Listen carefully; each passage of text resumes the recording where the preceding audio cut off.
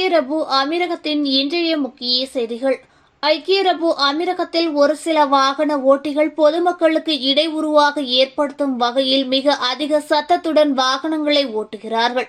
இவ்வாறு வாகனம் ஓட்டும் போது அதற்கு அருகில் உள்ள பொதுமக்களுக்கு பதற்றத்தை ஏற்படுத்தும்.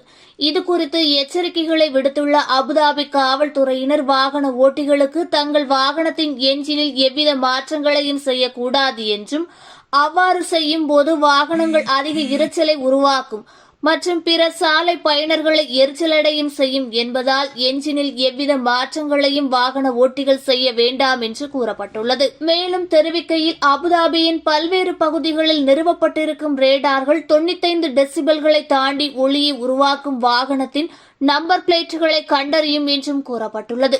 துபாயின் நகராட்சி நிர்ணயித்தபடி கட்டுமான பணிக்கான இரைச்சல் வரம்பானது 55 டெசிபல் ஆகும். அதே நேரத்தில் சரியான பறவையின் ஒலியானது 44 டெசிபல்களில் பதிவு செய்யப்பட்டதாகவும் கூறப்படுகிறது. அபுதாபியில் நிறுவப்பட்டிருக்கும் இந்த ரேடார் சாதனம் வீடியோ மற்றும் ஆடியோவுடன் அதிக இரைச்சலை உருவாக்கி சாலையை கடந்து செல்லும் வாகனங்களை கண்டறியும் என்று அபுதாபி காவல்துறை மக்களுக்கு எச்சரிக்கை ஒன்றை விடுத்துள்ளது. அமீரகத்தில் உலகளாவிய தொற்று வைரஸை கட்டுப்படுத்தும் முயற்சியின் ஒரு பகுதியாக ரஷ்யாவின் புட்னிக் வி என்னும் கொரோனா தடுப்பூசிக்கு ஒப்புதல் அளித்திருப்பதாக அமீரக அவசரநிலை நெருக்கடி மற்றும் பேரிடர் மேலாண்மை ஆணையம் தெரிவித்துள்ளது. மேலும் இந்த மருந்து ஆற்றல் மிகுந்த ஆன்டிபாடிகளை சிறந்த முறையில் உருவாக்கும் திறன் பெற்றுள்ளதாகவும் கூறப்படுகிறது. அமீரக சுகாதாரத்துறை அதிகாரிகள் இந்த மருந்தின் பாதுகாப்பு மற்றும் திறன்களை சோதித்ததன் அடிப்படையில் இம்மருந்து ஒப்புதலுக்கு வழங்கப்பட்டுள்ளது. அமீரகத்தில் முதலாவதாக ஜீனோபார்ம் கொரோனா தடுப்பூசி அமீரகத்தில் ஒப்புதல் அளித்தது. அதன் பின்னர் கடந்த டிசம்பர் 23 பைசர் கொரோனா தடுப்பூசிக்கு அமீரக அரசு ஒப்புதல் அளிக்கப்பட்டது என்பதும் குறிப்பிடத்தக்கது. அமீரகத்தில் கொரோனா பரவலை கட்டுப்படுத்தும் முயற்சியின் ஒரு பகுதியாக உணவகங்களுக்கு புதிய கட்டுப்பாடுகளை துபாயின் அவசர நிலை நெருக்கடி மற்றும் பேரிடர் மேலாண்மை ஆணையம் அறிவித்துள்ளது. அதில் உணவகங்களில் 2 டேபிள்களுக்கு இடையிலான இடைவெளியானது 2 மீட்டரிலிருந்து 3 மீட்டர்களாக அதிகரிக்கப்பட்டுள்ளது.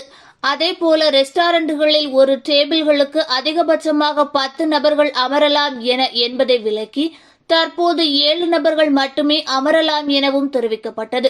கஃபேக்களில் அதிகபட்சமாக டேபிள்களுக்கு 4 பேர் அமரலாம் என பொது ஆணையம் சுற்றறிக்கையில் வெளியிட்டுள்ளது.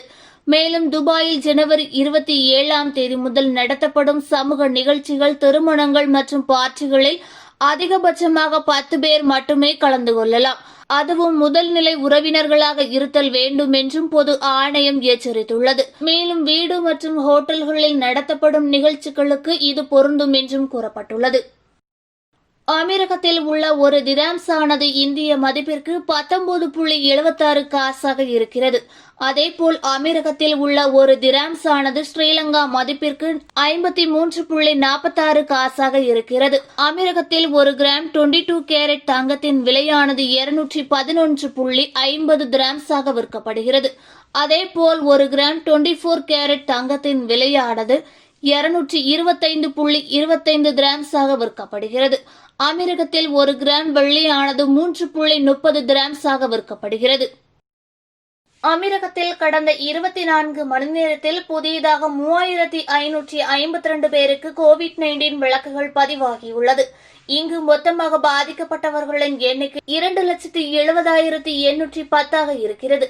இன்று மட்டும் புதியதாக 3945 பேர் குணமடைந்து வீட்டிற்கு அனுமதிக்கப்பட்ட நிலையில் இங்கு மொத்தமாக குணமடைந்தவர்களின் எண்ணிக்கை 2,43,256 இருக்கிறது. இன்று மட்டும் புதியதாக 10 பேர் மரணமடைந்ததாகவும் இங்கு மொத்தமாக மரணமடைந்தவர்களின் எண்ணிக்கை 776 இருக்கிறது என்று ஐக்கிய அரபு அமீரகத்தின் பொது சுகாதார அமைச்சகம் தெரிவித்துள்ளது. ஓகே ஃப்ரெண்ட்ஸ், இதுபோன்ற நியூஸ்களை உடனுக்குடன் தெரிந்து கொள்ள எங்கள் ரேஸ் தமிழ் சேனலை லைக் பண்ணுங்க, ஷேர் பண்ணுங்க, கமெண்ட் பண்ணுங்க, மறக்காம சப்ஸ்கிரைப் பண்ணுங்க.